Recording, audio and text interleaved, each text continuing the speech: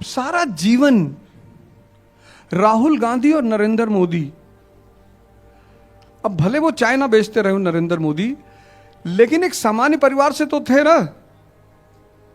और सामान्य परिवार का व्यक्ति 3 बार भारत का प्रधानमंत्री। भाई एक इस देश का आदमी इमोशनल बहुत जल्दी हो जाता है, तो उन्होंने कार्ड फेंक दिया कि मैं पहले चाय बेचता था। उसी पे मणिशंकर अय्यर ने कह दिया कि ये चाय वाला क्या चलाएगा। भारत की पब्लिक पहले इलेक्शन में भावुक हो गई कि चाय वाले को गाली दे रहा है, ये कांग्रेसी बदतमीज है। अच्छा देखो भारत की जनता का सोचने का तरीका, प्रधानमंत्री बना दिया, 5 साल बीत गए, कह रहे किस स्टेशन पे बेचते थे, तब नहीं पूछा, 2014 में नहीं पूछा,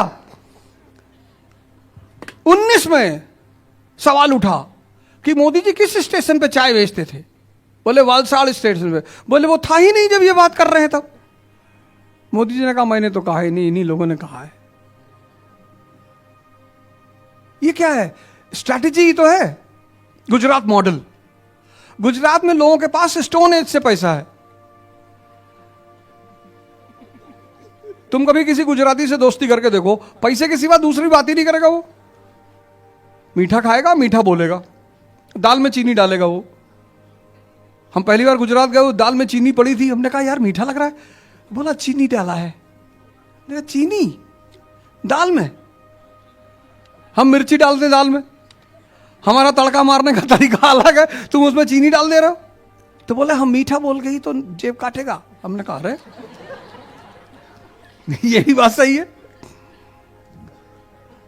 तो यही तो समझा रहा था बेसिकली। कहने का हिस्ट्री पढ़ने का जो 4-5 कारण है, पहला कारण ये है कि कौन सा फैक्टर है जो किसी को आगे बढ़ा देता है, किसी को पीछे कर देता है। तो टेक्नोलॉजी, जो अपने समय की टेक्नोलॉजी में अव्वल रहेगा वो देश और वो समाज ताकतवर रहेगा। फिर शासक, शासक कितना व्यवहारिक है, कितना दूरदर्शी है। भाई देश को कौन आगे बढ़ाएगा, शासक बढ़ाएगा। नीति कौन बनाएगा, शासक बनाएगा। भारत आजाद हुआ, जवाहरलाल नेहरू,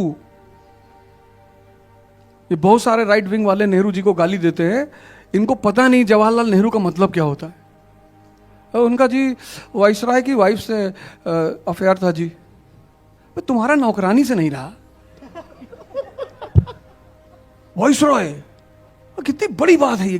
लेकिन हम उसको ग्लोरी नहीं कर रहे हैं, छोड़ो उसको, काम पे बात करो ना। ये सब पर्सनल पे क्यों जा रहे हो, आओ डिस्कशन करते हैं, foreign policy, economic policy, internal policy. नहीं नहीं, वो तो पॉलिसी पे क्यों बात करेंगे, क्योंकि तुमको पता ही नहीं है। गांधी जी के नाम पर पूरी दुनिया में ऐसा कोई देश नहीं जहां मूर्तियां ना हो। हिंदुस्तान का आदमी गाली देता है। जो इनका पार्लियामेंट है ना ब्रिटेन का, वहां ब्रॉन्ज की सबसे बड़ी मूर्ति गांधी की लगी है कि यार इतना विजनरी। अंग्रेज परेशान, मॉडर्न इंडिया में पढ़ाएंगे तुमको। उस आदमी की दूरदर्शिता, सोच, ये लोग गाली देते। अरे गांधी जी नीच आदमी था, नीच। कैसे? अब आप किसी एजेंडे में देते हो वो बात अलग है, ठीक है। गांधी को गाली क्यों देते हैं बीजेपी वाले? क्योंकि गांधी वोट बैंक है कांग्रेस का, और कोई बात नहीं है। भाई आज डॉक्टर अंबेडकर की लोग क्यों, जो देखो वही डॉक्टर अंबेडकर की फोटो के सामने लेटा जा रहा है, क्योंकि आज डॉक्टर अंबेडकर एक बहुत बड़ा वोट बैंक बन गए हैं। उस आदमी की महानता में कोई कमी नहीं है, लेकिन सभी जो देखो भाई, उनकी 8 किताबें हैं सबसे फेमस, उसमें से शायद ही किसी एक किताब को लोगों ने पढ़ा हो। तो ये जो हम लोग पढ़ रहे हैं तैयारी में, मैं तुम लोगों से पहले दिन से कह रहा हूं, तैयारी का मतलब पढ़ाई नहीं है, समझ का विकास है। ये नहीं समझ पा रहा है, और कोई समझाने जाएगा तो ये उसको जेल में बंद कर देगा। एग्जाम्पल मैंने दे दिया।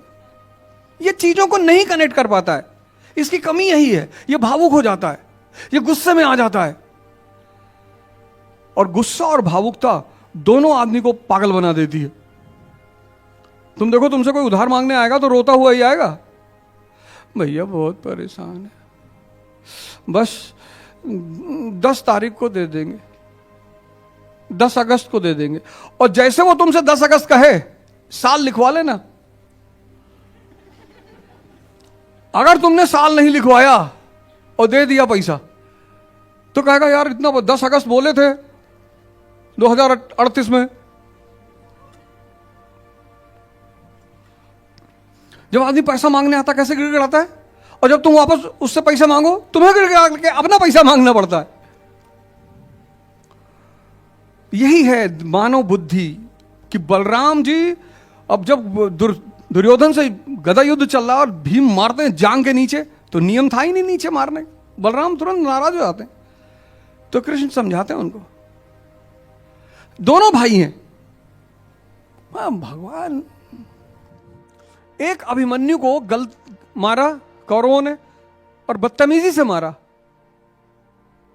तभी तो भगवान कृष्ण ने जब भी कोई मौका आता था, भगवान कृष्ण तुरंत याद दिलाते थे अर्जुन को